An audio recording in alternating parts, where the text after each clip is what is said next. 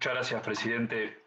Es inevitable hacer una referencia al decreto 522, porque de hecho todas las intervenciones, especialmente su informe, han girado en torno al 522, lo cual es una paradoja, o no tanto, porque en realidad el 636 invalida, deroga el 522.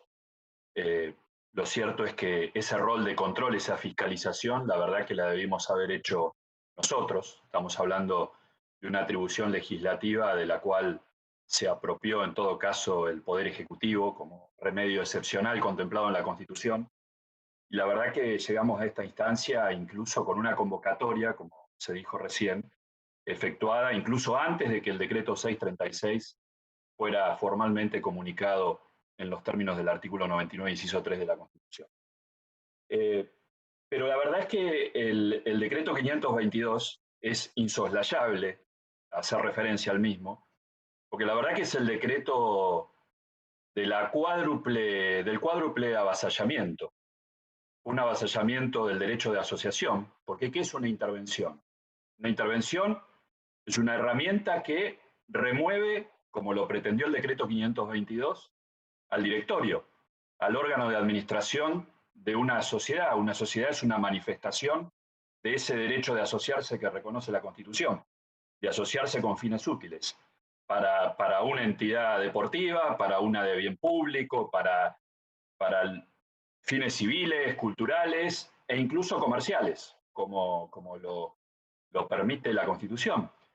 Y esto, la verdad que este decreto genera un precedente, lamentablemente un precedente que viene precedido de otras situaciones en donde se han desplazado administradores elegidos por los socios de una sociedad. Que la verdad que el ordenamiento legal prevé mecanismos, por supuesto, de desplazamiento excepcionales, pero como también se dijo acá, eso es un resorte del Poder Judicial. Está previsto en la ley de sociedades, está previsto en la ley de concursos. Acá estamos además ante una sociedad concursada, que ya de por sí, como lo dice la ley de concursos, implica que queda bajo vigilancia del juez y del síndico. Esta es la situación. Entonces, la verdad que implica un quebrantamiento grave del derecho de asociarse, porque ¿quién se va a asociar? Especialmente, ¿quién se va a asociar con fines industriales, comerciales, económicos? ¿Quién va a poner parte de su capital para formar una sociedad si va a estar expuesto que por un decretazo le remuevan a los administradores que los propios socios han elegido? Ahora, si esos socios, si esos administradores están cometiendo actos en perjuicio de la sociedad o de terceros, bueno, ahí están todos los resortes legales para que los propios accionistas perjudicados, los minoritarios, por ejemplo, que son eh, perjudicados eventualmente por un órgano de administración que juega con la mayoría, o terceros. Está, por ejemplo, la fiscalización externa de una sociedad, que cada provincia la tiene organizada a su manera. Sé que en la provincia de Santa Fe es la IGPJ, corríjame usted si estoy equivocado en la denominación. Bueno, resulta que ahora corre, digamos, a hacer el mandado de pedir la intervención. ¿Y qué hizo la IGPJ antes? Porque acá, por ejemplo, se habla del balance. Usted mismo lo mencionó. No, el año pasado el Banco Nación, lo cito a usted, avanzó sin el balance 2019. Mire, señor presidente, los balances, usted lo sabe porque conoce la ley de sociedades, los balances son ex post, ¿sí? De hecho, la ley de sociedades le da un plazo incluso a la convocatoria de asamblea, si no recuerdo mal, son 3 meses desde el cierre del ejercicio. Acá estamos hablando y dando por hecho, varios han hecho referencia a la falta del balance y quizá ni siquiera esté vencido el plazo, no lo sabemos porque no sé, sinceramente, no sé en el estatuto de esta empresa qué día cierra el ejercicio, supongamos si cerró el 31, pero redondeo la idea, probablemente al día de hoy esté vencido, pero quizá cuando esta empresa se presentó en concurso ni siquiera estaba vencido. Entonces, ¿cómo podemos decir tan livianamente como se dijo recién, no, el juez no pidió el balance? La verdad que hay una vocación por entrometerse en atribuciones de otro poder. ¿Cómo nos ponemos a juzgar lo que hizo o dejó de ser el juez si no tenemos acá a la vista, salvo que se haya pedido el expediente del concurso para revisarlo en esta instancia? ¿Cómo podemos hacer una afirmación de esa naturaleza? Y digo, para Se citó recién también, la ocupación momentánea disponía el decreto 522. No es cierto, el decreto 522 dispuso una intervención con desplazamiento del órgano de administración y metiéndole otros administradores decididos por el Poder Ejecutivo Nacional en una empresa privada. Eso no tiene fundamento, se invoca la ley, una ley de la dictadura, la ley de expropiaciones, que creó la figura de la ocupación momentánea, o temporánea, perdón. Pero no es el caso, porque tampoco se apeló a esa, a una figura contemplada siquiera en esa ley. La intervención no existe en esa ley. No es este el caso, no es cierto. Y esto, señor presidente, además afecta el derecho de propiedad. Es confiscatorio, porque yo le pregunto, ¿qué valor puede tener en una hipotética y ulterior expropiación? ¿Qué valor indemnizatorio puede haber en una sociedad en donde se le mete por quién sabe cuánto tiempo, porque el decreto hablaba de 60 días, pero la suspensión de la fórmula de actualización jubilatoria también se dispuso por 6 meses y después se prorrogó por decreto? Es decir, ya desatado este proceso, ¿quién aseguraba que esto iba a durar 60 días? Los precedentes no vienen justamente en línea con esa práctica. Entonces, esto también afecta al derecho de propiedad, porque le baja el eventual valor de expropiación de esa compañía, afecta el derecho de accionistas, afecta el derecho de acreedores también, porque resulta que un acreedor se mete de prepo en una instancia concursal en donde el principio es la paridad de los acreedores. Tampoco es cierto lo que se afirmó, que los créditos hipotecarios no formen parte del concurso. Forman parte del concurso.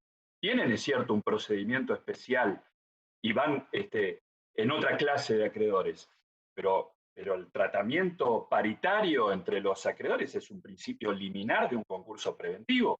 Y resulta que acá viene un hermano mayor, usa su imperio para intervenir, y también eso termina. Por eso probablemente haya habido también tanta inquietud en la sociedad y en la comunidad santafesina y entre los acreedores y demás, porque ven que alguien haciendo uso de una instancia de prepo se mete allí a, bueno, a controlar la sociedad.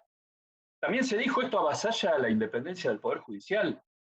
La independencia del Poder Judicial no está solo por exclusión, porque el Poder Ejecutivo obviamente no puede hacer o ejercer las competencias que son del Poder Judicial. El constituyente se encargó de enfatizarla.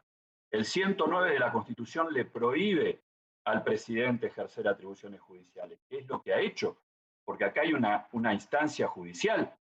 La ley de concursos, además de la administración vigilada que supone de por sí la apertura de una instancia concursal, dice expresamente que eventualmente, si hubiera motivos para hacerlo, desbaratamiento del patrimonio, viajes al exterior por parte del órgano de administración, el juez puede intervenir el órgano de administración. Bueno, acá se entrometió el Poder Ejecutivo, pero hay un cuarto avasallamiento vinculado a este. Y yo veo ahí atrás suyo eh, toda esa bandera santafesina, esa reivindicación de la provincia de Santa Fe, una provincia... Hoy es el día de la bandera también de Santa Fe. Bueno, entonces aprovechamos también para saludarlos y homenajear a la provincia de Santa Fe, una provincia, creo yo, que cimentó el federalismo argentino. Ustedes tuvieron la primera constitución federal 1819. en 1819 exactamente, como repudio a la constitución unitaria, que lamentablemente fue el colofón del Congreso que nos dio la independencia. Después, primero fue la Constitución de Santa Fe, fue desconocida y posteriormente vino la Constitución de Rivadavia, que nada tiene que ver con la Constitución de 1819, que muchas cosas se tomaron en la Constitución de 1853, y en la ciudad de Rosario era la capital del país de la Confederación. Exacto, pero frente al modelo unitario, Santa Fe reacciona. Bueno, ya que estamos en esa evocación... Volvamos, termine su argumentación, disculpe. Ya que estamos en esa evocación, lo que le quiero decir, señor presidente, es que esta decisión, el decreto 522, también es un decreto antifederal, porque no solo se entromete en el Poder Judicial, el Poder Ejecutivo, sino que además se entromete en el Poder Judicial de una provincia autónoma. Y me llama mucho la atención entonces esto, que hoy se hagan reproches, señalamientos sobre el juez, que no lo sé, puede, como todo juez puede equivocarse y para eso hay instancias recursivas, pero me llama la atención que se defienda el atropello del Poder Ejecutivo Nacional avanzando sobre lo que está sujeto a decisión de un juez de provincia. La verdad que es un hecho también de gravedad el actuado por el 522 desde ese punto de vista. Entonces, todo esto nos coloca en el decreto 636. Es el colofón de este proceso. El 636 vendría a ser algo así como uno podría decir, el acto de mea culpa o la capitulación frente a este frustrado y además desordenado proceso. Pero la verdad es que en lugar de hacer esa autocrítica, le cargamos la romana al juez. Usted también lo ha dicho. La obstrucción, la verdad que parece el reino del revés. Normalmente el cargo es la obstrucción de la justicia. Acá es la justicia ejerciendo su atribución, su potestad en una causa bajo su conocimiento, más allá que pueda estar cuestionada la competencia. Bueno, eso es algo muy, muy común en cualquier proceso judicial. A veces la competencia se confirma, a veces se revoca. Pero lo cierto es que acá le llamamos obstrucción al Poder Ejecutivo de otro Estado, al Poder Ejecutivo Federal, metiéndose en una causa bajo conocimiento de un juez provincial. La verdad, me parece un absurdo mencionar eso como fundamento. ¿No era más fácil decir en el decreto, nos equivocamos, se dictó un decreto contrario a la ley, que iba de la mano de un proceso expropiatorio, que evidentemente no se ha sabido para dónde salir, se ha improvisado, porque le pueden cargar la culpa o el reproche de obstrucción, por supuesto, insisto, no lo compartimos, al juez que no mostró el balance o no sé qué cosa que se dice por ahí. Pero ¿y la ley de expropiación? ¿Por qué no la mandaron si estaban tan convencidos de este proceso? Ahí no hay ningún juez que los obstruyó. Esa ley que se anunció en conferencia de prensa nunca, ni siquiera se puede decir que se las obstruyó la oposición, el Congreso, no fue enviada, nunca se concretó, nunca tomó estado parlamentario. Entonces, eh, la verdad que el decreto, el 636, tenía la oportunidad de hacer este repaso, de decir, de mandar una señal, no se van a apelar a medidas ilegales como es entrometerse en la administración de una sociedad por decisión ejecutiva. En todo caso, plantéensela a un juez. Era la oportunidad para decir se revisa y se invalida, como finalmente lo dice la parte dispositiva del decreto, pero por los fundamentos reales, los que son, los que corresponden.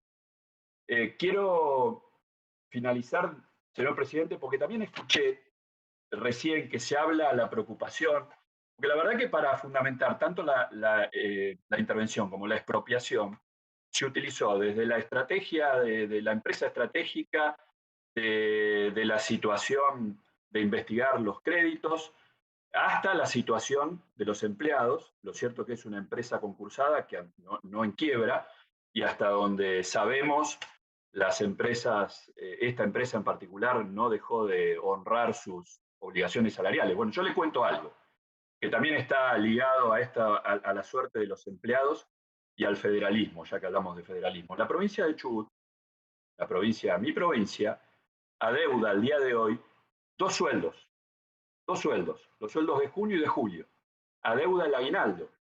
No empezaron todavía a pagar el aguinaldo. Se dice que se va a pagar en 6 cuotas. Ni siquiera, imagínense ustedes, 6 cuotas. Ni siquiera se dice cuándo va a pagarse la primera cuota. Y son 62.000 empleados activos y pasivos los que están afectados por esta situación. Jamás escuchamos del gobierno nacional, jamás escuchamos, se lo preguntamos al jefe de gabinete el otro día, frente a la enorme desproporción en la distribución de asignaciones discrecionales, según publica el Ministerio de Economía, en el primer semestre se distribuyeron por esa vía de asistencia financiera no reintegrable 55.000 millones de pesos, de los cuales 52.000 se le asignaron a la provincia de Buenos Aires. Bueno, estaría muy bien emplear estas herramientas si la preocupación es la suerte salarial de miles de trabajadores, que se contemple la situación, por ejemplo, de la provincia del Chubut, en donde 62.000 personas padecen esta situación y 600.000 personas padecen las consecuencias de un Estado parado como consecuencia de que la gente no cobra el sueldo. Muchas gracias, presidente.